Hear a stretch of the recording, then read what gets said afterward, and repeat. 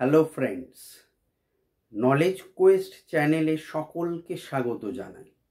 আজকেও একটা নতুন টপিক, নতুন ভিডিও নিয়ে এলাম। অনেকেই আছে সারা দিন কাজকর্ম করে বা সারা জীবন খাটে, অথচ তারা সারা জীবন গালাগাল খেয়েই বড় হলো, বা মধ্য বয়সে গিয়েও তাদের সম্মান পায় না, অর্থাৎ ব্যক্তিত্ব গড়ে ওঠে না। সো আজকে বলবো ব্যক্তিত্ব বাড়ানোর 7টা টিপস, বিউটি টিপস। এই 7টা টিপস যদি তোমরা ফলো করো, ডে টু ডে লাইফে চেঞ্জ করো, দেখবে ধীরে ধীরে ধীরে ধীরে পার্সোনালিটি বেড়ে যাবে, একদম নিশ্চিত। 7টা পয়েন্ট। নাম্বার 1, শারীরিক গঠন। শারীরিক গঠন মানে এই নয় যে তোমাকে জিম করতে হবে বা মাসেল বানাতে হবে, তা নয়। শারীরিক গঠন মানে তুমি যার সাথে দেখা করতে যাচ্ছ তার সামনে গিয়ে যাতে সে তোমার দিকে তাকিয়ে অ্যাট্রাক্ট হয়।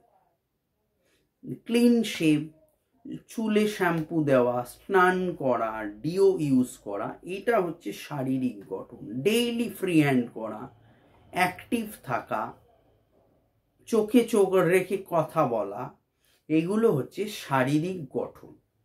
ওকে। নাম্বার 2, ভেরি ইম্পর্টেন্ট ব্যক্তি ফর পার্সোনালিটি, পড়ার অভ্যাস। প্রতিদিন অন্তত 30 মিনিট সময় বের করে পড়ো, বই পড়ো, যে কোনো বই, তোমার যা ভালো লাগে বই, ম্যাগাজিন, গল্পের বই হতে পারে, যে কোনো বই পড়ো। ইংলিশ বই পড়তে পারো, বই পড়ো, বই পড়ার অভ্যাস গড়ে তোলো, ডেইলি লাইফে করো, অ্যাটলিস্ট 30 মিনিটস। আমি সারাদিনে এত কাজ থাকি, তা সত্ত্বেও অ্যাট নাইট আমি কিন্তু ডেইলি বই পড়ি, আধ ঘন্টা 40 মিনিট, যখন ঘুম পাই ঘুমিয়ে পড়ি। ডেইলি বই পড়ার অভ্যাস গড়ে তোলো। এবার অনেকে আমাকে বলে যে স্যার, ব্যক্তিত্বের সাথে বই পড়ার অভ্যাস কি? বই পড়লে তুমি নলেজ বাড়বে, জ্ঞান বাড়বে, এবং তুমি সেই জ্ঞানটা যথা সময়ে যথাস্থানে প্রয়োগ করতে পারবে। এই জন্য বই পড়ার অভ্যাস গড়ে তোলো। পয়েন্ট নাম্বার 3, কথাবার্তা। অবশ্যই যতটুকু প্রয়োজন কথা বলো, বাড়তি কথা বলার প্রয়োজন নেই। হাসি ঠাট্টা তামাশা সবই হোক, বাড়তি নয়, অতিরিক্ত নয়। কথাবার্তাটা সংযমী করো, মার্জিত করো। প্রত্যেকের সাথে প্রত্যেকের লিঙ্কড হয় যে মার্জিত করো, পোলাইটনেস থাকুক, মার্জিত ব্যাপারটা থাকুক।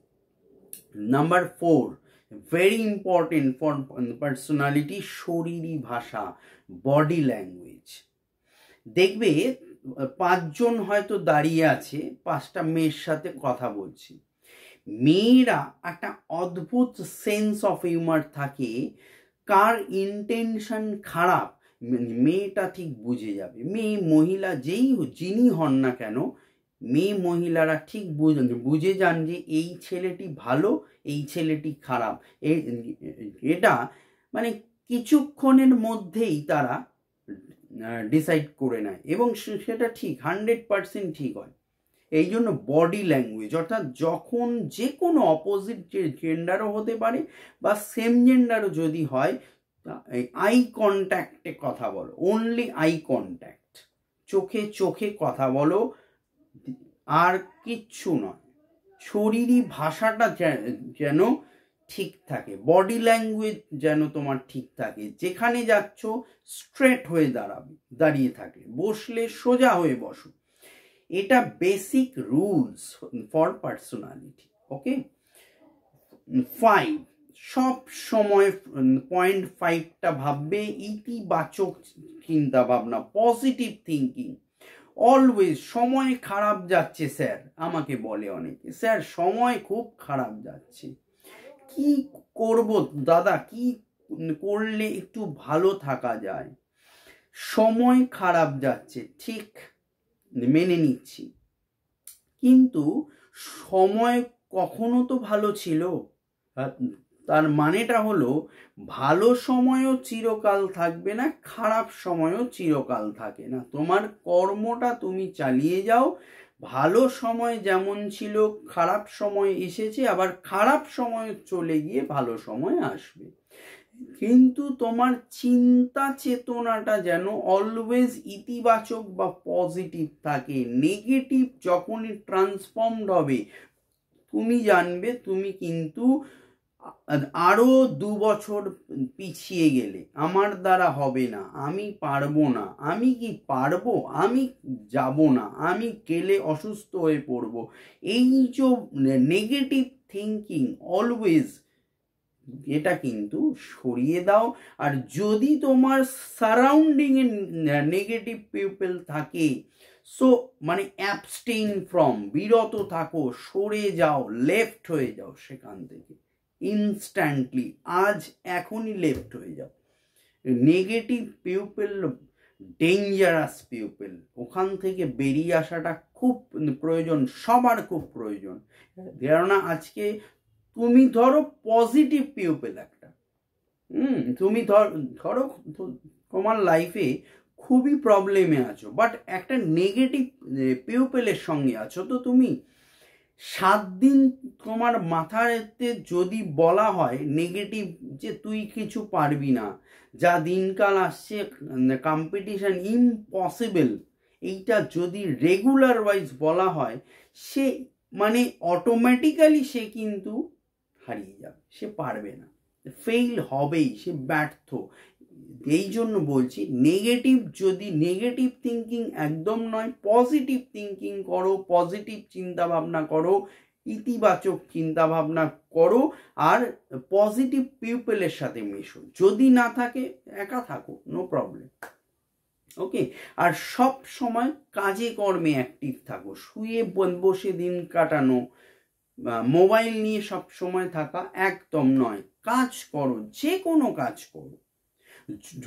যদি ধর মনে হলো একদিন আমার ছুটি আছে, বাড়ির কাজ করো, রেশন, দোকান, বাজার, মুদি, মশলা, মানে এগুলো সব কাজের মধ্যে থাকো। না, ট্রি প্ল্যান্টেশন করতে পারো, গাছের পরিচর্যা করো, যেগুলো তোমার মানসিক দিক থেকে তোমাকে অনেক শান্ত রাখবে, নেগেটিভ থটস আসতে পারে না। হ্যাঁ, ফিজিক্যাল অ্যাক্টিভিটিতে ইনভলভ হও, জিমে ভর্তি হতে পারো, জিম যদি না হয় বাড়িতে ডেইলি ফ্রি হ্যান্ড করো, ডে টু ডে লাইফে, দেখবে মাইন্ড অনেক ভালো থাকবে। আর একটা জিনিস সবসময় ভাববে যে তুমি ভালো নেই, এটা যেমন সত্যি, আর 5টা মধ্যবিত্ত মানুষও ভালো নেই। একদম ধ্রুব সত্য একটা কথা বললাম। ওকে, আর নেক্সট হচ্ছে 6 নাম্বার 6, সাজসজ্জা। সাজসজ্জা একটা দেখবে মানুষের ব্যক্তিত্ব ক্ল্যারিফাই করে।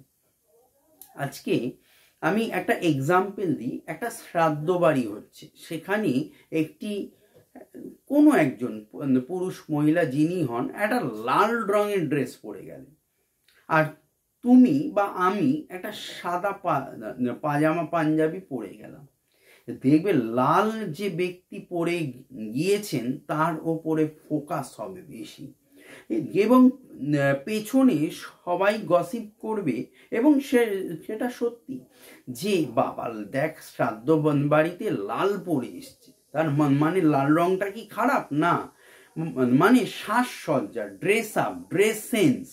আমি কোথায় যাচ্ছি, কোনখানে যাচ্ছি, আমি কি ড্রেস পরলে আমাকে স্যুট করবে, এগুলো ভাবতে হবে। ওকে, ডিওড্রেন্ট ইউজ করো, হ্যাঁ, যেখানেই যাচ্ছ। আর গরমের দিন আসছে, ডিওড্রেন্ট তো বেশি লাগে, ডিও ইউজ করো। হালকা সফট ডিও বেশি ভালো, স্যান্ডেল ডিও ইউজ করতে পারো। হ্যাঁ, তো এইগুলো ড্রেস সেন্সটা কিন্তু very important part. Last part number 7, আত্মনিয়ন্ত্রণ। এটা খুবই প্রয়োজন। অনেকেই আমাকে বলে যে স্যার আমার সেলফ কন্ট্রোল একদম নেই। কেন? তোমার হাতেই তো। আজকে আমার, ধরো আমি বলছি একজনের পকেটে পয়সা নেই তখন ইনস্ট্যান্ট, কিন্তু তার হয়তো বাইক কিনতে ইচ্ছা হচ্ছে, সে ধার করে কিনে নিল। এমন অনেক লোক আছে, তা আমি জানি। এইটা হচ্ছে সেলফ কন্ট্রোল। আমার নেই, আমি এটা মেনে নিয়ে আমি কিনবো না বলছি না, আমি, তুমি এই মুহূর্তে কিনো না, 2 মাস পরে কেনো। যদি তোমার মনে হয় যে না, আমার earning flow after 2 months better হবে, সো আফটার 2 মান্থস কেনো। এইটা হচ্ছে সেলফ কন্ট্রোল। বা কারোর হয়তো সুগার আছে, তাহলে মিষ্টি খেতে খুব ইচ্ছে হচ্ছে, খাবো না, এটাই আত্মনিয়ন্ত্রণ। বা কোনো মেয়েকে আমার ভালো লাগতে পারে বা তোমার ভালো লাগতে পারে, কিন্তু তাকে হয়তো আমি অ্যাপ্রোচ তুমি করতে পারো, বাট সে যদি না বলে, আমি সেখান থেকে তুমি সরে আসবে। This is self control. তো এই আত্মনিয়ন্ত্রণটা খুব প্রয়োজন। বা তুমি হয়তো একটা বান্ধবীর সঙ্গে আছো, সাপোজ বলছি, তার বাড়িতে হয়তো কেউ নেই, তোমাকে ডেকেছে, অর্থাৎ তার বিশ্বাস যে তুমি এমন কোনো কাজ করবে না যেখানে তার আত্মমর্যাদায় টান পড়ে। এবার যদি এটা অপোজিট হয়ে যায়, অর্থাৎ তোমার আত্মনিয়ন্ত্রণ কন্ট্রোল করতে না পারো, সেখানে তুমি ফেইলিওর, ব্যর্থ হলে, তুমি সেখানে তার বিশ্বাসকে তুমি আঘাত করলে। এটাই হচ্ছে আত্মনিয়ন্ত্রণ। এই 7টা পয়েন্ট মেনে চলো, ব্যক্তিত্ব তোমার গড়ে উঠবেই, এই কথা নিশ্চিত। Thank you.